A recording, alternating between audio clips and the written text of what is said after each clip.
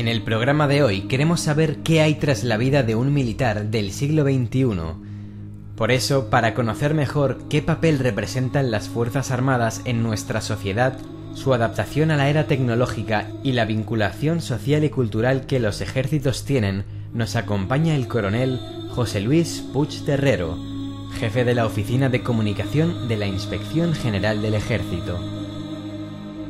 Bien, pues en este lado humano, en este cara a cara que tenemos en Tierra de Sueños, vamos a hablarles a todos ustedes de alguien muy especial y también de ese alguien y lo que él mismo representa, uniformado o sin uniformar. Les hablo del coronel jefe de la Inspección del Ejército en Comunicación, en concreto de la IGE aquí en Barcelona, y que desde luego da buena cumplida información a todos los representantes que de su propio ejército y de los medios de comunicación que tenemos a bien dar información variada, contrastada a la opinión pública gracias a su departamento de comunicación. Le doy la bienvenida a este lado humano, en este cara a cara en Tierra de Sueños, al coronel José Luis Puig Terrero, jefe de la Oficina de Comunicación de la Inspección General del Ejército, concretamente aquí, como les digo, en Barcelona.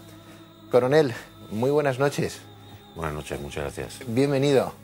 Gracias por vuestra invitación. Y si estuviéramos en el ejército, le diría a la orden de Usía, mi coronel. Sí, el tratamiento de coronel es su señoría, que el apócope es Usía. Sí. Don José Luis, ¿cuántos años en el ejército? Pues yo ingresé en el año 76. Son 30 y... Ya son unos años. Sí, 30 y tantos. Y está usted hoy al frente de la Inspección General del Ejército. De la Oficina de Comunicación. De la Oficina de Comunicación. Sí, yo dispongo del título de Comunicación Social, que es el que nos habilita para mandar este tipo de oficinas, tanto en guarnición como en operaciones, que también he estado como responsable de prensa de varios contingentes en el extranjero, en misiones en el exterior. Y bueno, estoy desde hace un año encantado porque además tengo un equipo humano y profesional muy bueno. Coronel, ¿qué significa a día de hoy estar en esta oficina? Que ustedes vierten toda la información que desde el Ejército, desde las Fuerzas Armadas, desde la cúpula de las Fuerzas Armadas, revierten hacia su oficina y usted dirige y coordina un poquito todo lo que se hace en Barcelona, en Cataluña, o también todo lo que se hace a nivel nacional cuando hablamos de esta oficina de comunicación. Bueno, nosotros el sistema de comunicación en el Ejército está estructurado de dos formas. Una funcional, una dependencia funcional. Todos al final dependemos en el Ejército de Tierra del Departamento de Comunicación del Ejército de Tierra, que está en el gabinete del jefe de Estado Mayor del Ejército, que es la última instancia en el Ejército en tema de comunicación. Tenemos una doble dependencia, una funcional, de acuerdo con la función que desempeña cada cuartel general. En el caso de la Inspección General del Ejército es la de la gestión de todas las infraestructuras, seguridad de las instalaciones, gestión medioambiental, calidad de vida de todos los cuarteles del Ejército de Tierra.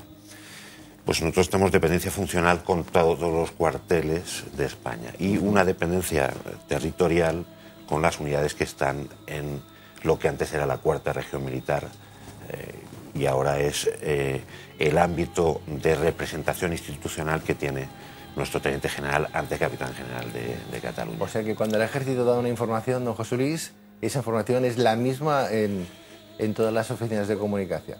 Bueno, no varía un ápice. Nosotros damos información veraz.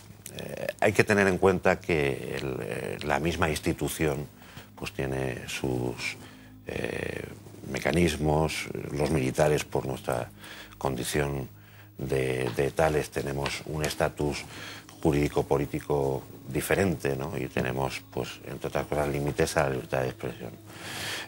Esos límites vienen motivados pues, por la misma seguridad de la institución y en operaciones, desde luego, por la seguridad de la operación. Pero nunca mentimos, o no solemos mentir, ¿no?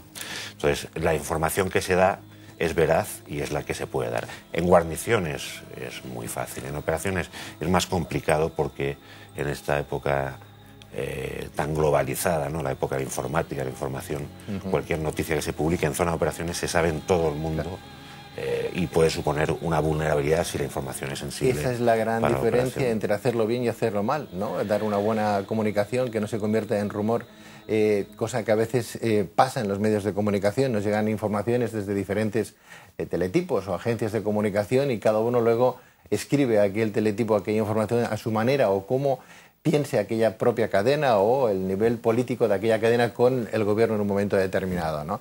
Está bien. Don José Luis, estamos hablando del ejército, estamos hablando de su persona, tanto monta tanto, entiendo, ¿verdad? Usted es militar con uniforme y sin uniforme, ¿no?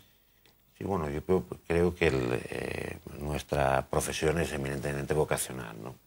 Y pero ahora mismo que tenemos el ejército profesional, que se cumplen los 10 años de la suspensión del servicio militar obligatorio, pues tenemos un ejército voluntario, cuando menos, ¿no? Yo creo que hasta el soldado tiene que tener un mínimo de predisposición o de vocación, como llamamos nosotros, porque es una profesión muy peculiar, ¿no? Yo soy militar por vocación, ¿no? Mi padre también lo era. Quizás las vocaciones más puras sean las de las personas que no tienen precedentes familiares, ¿no? Pues lo descubren ellos mismos. Pero bueno, yo siempre quise ser militar desde pequeño y bueno. ¿Y lo ha conseguido? Sí, estoy muy a gusto con mi trabajo. Don José Luis Coronel, y a día de hoy no vamos a hablar de su rango porque para llegar a coronel desde luego son muchos años de trabajo, ¿verdad? De trabajo duro, además arduo, pasando por multitud frentes, por muchas batallas, entre comillas, ¿no? Que uno tiene, vemos tanto en sus reconocimientos, sus medallas, así como por los símbolos que lleva usted en sus medallas, por ejemplo, que ha pasado usted y ha hecho absolutamente de todo, ¿no? Sí, bueno, yo tuve no sé si suerte o mala suerte, de casarme con 42 años. Sí. Entonces, hasta ese momento, he cambiado mucho de destino, he disfrutado de la profesión porque no tenía más responsabilidades que no tenía una responsabilidad familiar, etc. Y luego, después de casado, mi mujer, pues que es consciente de lo que es mi profesión, pues ha entendido, pues yo he estado mucho tiempo en la Legión, pues que yo con mi unidad me tuviese que ir a misión en el exterior, que para los militares es una circunstancia, el poder ir a una operación en el exterior, muy atractiva, ¿no? Porque son situaciones reales, donde tienes que poner en práctica tus conocimientos y en un ambiente internacional, donde el prestigio de tu nación y de tu ejército pues está muchas veces en juego, ¿no? Entonces, yo he disfrutado de mi profesión, he estado 5 veces en misiones en el exterior y he tenido la suerte pues, de que mi familia pues, ha sabido acompañarme, ¿no? Porque realmente en estas misiones en el exterior la percepción real del riesgo se tiene en zona de operaciones, ¿no? A través de los medios llega pues, puntualmente, pero no hay una continuidad de la información, ¿no? Yo recuerdo cuando estábamos en el Líbano, pues que hubo convulsiones en Beirut por el bloqueo que la oposición hizo al gobierno, hubo pues casi un año de no gobierno, etcétera, y 2 o 3 situaciones de grave riesgo de guerra civil, ¿no? Entonces, algunos medios de comunicación informaban de eso y en el sur del Líbano, que era la zona más segura, pues había, entre otros, 1.100 españoles. Y nunca decían en el sur del Líbano sin novedad, ¿no? Entonces, porque no era noticia, ¿no? Entonces, las familias son las que realmente sufren las ausencias y las angustias de no... De si volverán o no volverán. Efectivamente. ¿No? Estamos en este siglo de la tecnología, siglo XXI, han cambiado las cosas, muchas cosas. Antes hablaba usted de esos 10 años que nos separan de realizar ese acto voluntario o no de ir a las Fuerzas Armadas, ¿verdad? Pues el servicio militar que todos conocemos, ¿no? Hay gente que lo ha vivido muy bien, hay gente que no les gustaba mucho porque era un tema obligatorio y tenían que dejar pues, sus oficios, sus trabajos, etcétera, etcétera, ¿no? Bueno, en cualquier caso, para la gente que lo haya pasado bien o lo que le haya pasado mal, yo soy de los primeros, de los que lo hemos pasado bien, ¿no? Disfrutamos con la gente, conocimos gente muy entrañable, muy agradable en el ejército y le queda a uno un sabor de boca, ¿no? Y cuando hablamos de 10 años atrás, vemos, caramba, el grupo de empleo soldados era importante. Hablamos de 400.000, por ejemplo, en toda España, y ahora pues estaremos en 75 contando empleos y contando tropa. Con tropa y mandos estamos en 120 más 120, o menos. desde luego. De tropa 82 más o menos. Los tres ejércitos. Han cambiado los tiempos, ahora la gente es profesional, van voluntarios, es una salida laboral también para los tiempos que corren. Bueno, pues ¿por qué no tener un ejército bien empleado, bien dispuesto pues a defendernos? Gente que van a entregar su vida sin esperar nada más que el sueldo del final de mes, ¿no? Porque lo viven en la sangre.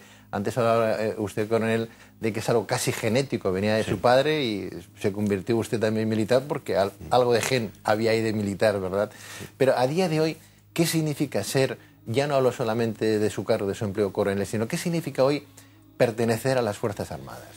Bueno, abundando en lo que hablábamos antes, yo creo, bueno, primero que el ejército profesional pues más acorde con los tiempos que vivimos y con los países de nuestro entorno, ¿no? Que casi todos, por no decir todos, lo tienen así, un ejército voluntario, ¿no? Desde luego está mejor preparado y cuando menos hay una voluntariedad por parte del soldado que viene, que normalmente está asociada a una vocación, ¿no? Luego el ejército le permite pues prosperar en la institución si así es su voluntad, haciendo los cursos pertinentes, ingresando en las academias de suboficiales o de oficiales, etcétera, y si no, estar hasta un techo de su vida, de los 40 y tantos años, en las Fuerzas Armadas. En ese sentido, hemos ganado, ¿no? Hemos ganado porque el ejército se ha convertido, las Fuerzas Armadas, en una eficaz herramienta de la política exterior española, ¿no? Y además así reconocido por todo el mundo.